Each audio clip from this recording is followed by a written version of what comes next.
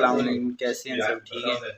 अब हम बात करते हैं एग्जामिनेशन ऑफ हार्ट और एग्जामिनेशन ऑफ हार्ट कैसे करते हैं। प्लीज़ मोहन भाई बताएंगे हमें कि फर्स्ट ऑफ ऑल हम मेडिकल हिस्ट्री चेक करते हैं पेशेंट की कि पेशेंट का पहले क्या मेडिसिन वो ले रहा है, क्या उसका कोई ऑपरेट वगैरह तो नहीं हुआ, उसकी फैमिली में किसी को कोई प्रॉब्लम नहीं हुआ। उसके अलावा क्या कोई ऐसी मेडिसिन है जिससे उसको आराम आ जाता है, या कोई ऐसी मेडिसिन जिसकी वजह से उसकी कंडीशन और ज़्यादा वर्स हो जाती है। फॉर एग्जांपल अगर हम कोई आपके पास कार्डिक पेशेंट आता है, सबसे पहले हम उसको देखते हैं कि क्या उसे ठंडे पसीने तो नहीं आ रहे हैं, और साथ में उसका हार्ट रेट चेक करते हैं, बीपी चेक करते हैं, ये सब वाइटल्स पहले ले लेते हैं। और अगर उसके वाइटल्स बिल्कुल नॉर्मल हो तो उसको सिम्टोमेटिक ट्रीटमेंट्स दे देते हैं। और भाई जो बंदा ही मर गया है फिर अगर बंदा मरा हुआ हो तो फिर कोई ज़रूरत नहीं होती किसी चीज़ की भी, बस उसका ईसीजी करें और कंफर्म करें कि बंदा शहीद हो चुका है, और फिर उसे वापस भेज दें और डेथ सर्टिफिकेट निकलवा लेंगे और बाकी सारे बिल्स वगैरह उसके क्लियर करवा देने हैं।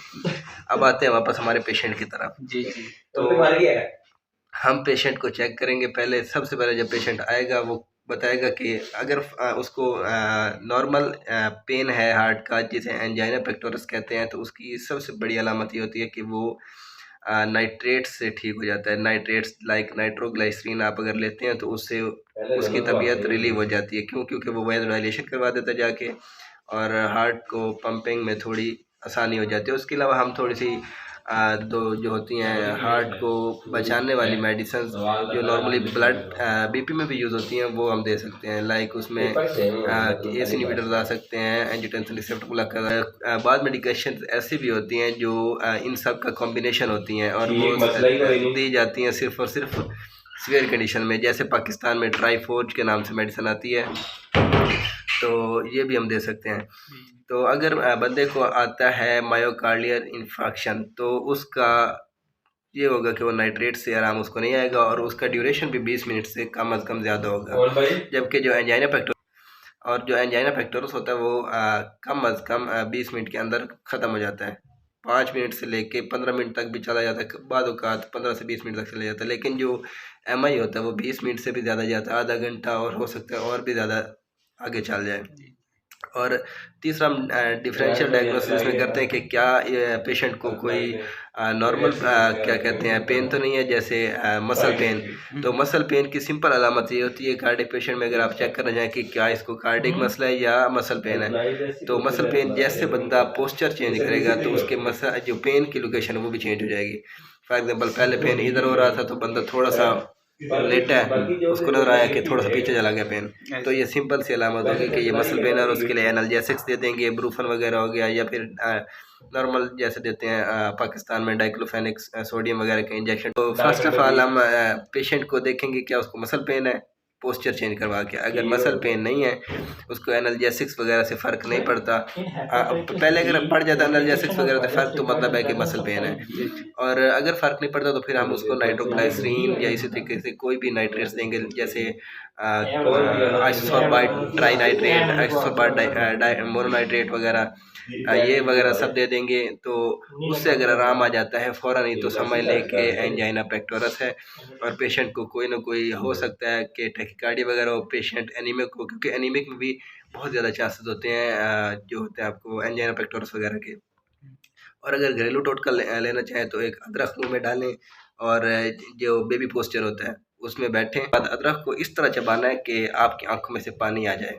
सही बड़ा वाला पीस लेना है। अदरक तो वो जो अदरक है, तो अदरक भी नाइट्रेट्स रिलीज़ करती है, जिसकी वजह से वैसोडाइलेशन होती है और बंदे को रिलीफ आ जाता है। साथ में जो मैंने पहले भी बताई हैं, आप बीपी की मेडिकेशंस भी देंगे, उससे भी काफ़ी ज़्यादा आराम आ जाएगा। जैसे बीटा ब्लॉकर वगैरह देंगे, कैल्शियम चैनल ब्लॉकर देंगे, तो उससे हार्ट का रेट थोड़ा कम होगा, हार्ट को फोर्स लगाने की कम ज़रूरत पड़ेगी, तो इससे हार्ट को थोड़ा बहुत रिलीव हो जाएगा।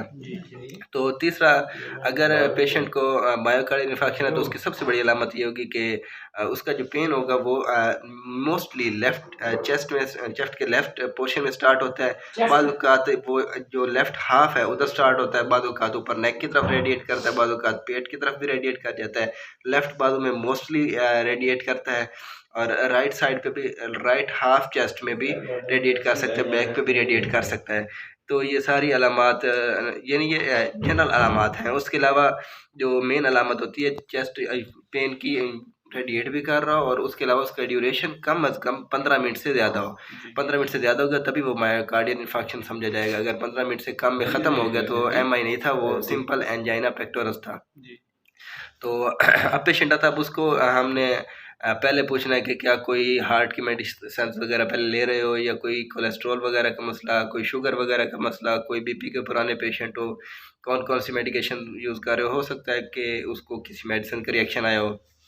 और उसके अलावा उसकी फैमिली हिस्ट्री में पूछेंगे कि क्या पहले भी कोई फैमिली हिस्ट्री में इसका कोई मसला रहा है दिल का, कोई BP के मरीज़ रहे हैं फैमिली में, कोई डायबिटीज़ के मरीज़ रहे हैं, ये सारा उसके चेक कर लेंगे। और फर्स्ट ऑफ ऑल जब पेशेंट आएगा उसकी जनरल इंस्पेक्शन हम उसको देखते ही कर लेंगे। पेशेंट को आपने कुछ भी नहीं कहना कि सांस लो या ना लो, क्योंकि पेशेंट को जब आप बताएंगे तो वो कॉन्शियस हो जाएगा, तो उसका जो सांस लेने का मैकेनिज्म है वो कॉन्शियस लेवल तक पहुंच जाएगा, तो उसकी वजह से फिर हमें सही इंस्पेक्शन नहीं हो सकेगी। उसको बताए बगैर उसकी रिब्स की मूवमेंट से आपने उसकी सांस को मेजर करना है कि वो 1 मिनट में कितनी मरतबा सांस ले रहा है। तो अगर वो ज़्यादा सांस ले रहा है उसको ऑक्सीजन की कमी की वजह से, क्योंकि जब दिल पे प्रेशर पड़ता है तो ऑक्सीजन की कमी हो जाती है, जिसे डिस्पनिया भी कहते हैं, शॉर्टनेस ऑफ ब्रीथ। तो उसकी वजह से उसको थोड़ा प्रॉब्लम आएगा, उसकी रिस्पिरेटरी रेट बढ़ जाएगा। ये आपने उसको बताए बगैर चेक करना है, अगर बताएंगे तो फिर ठीक चेक नहीं होगा।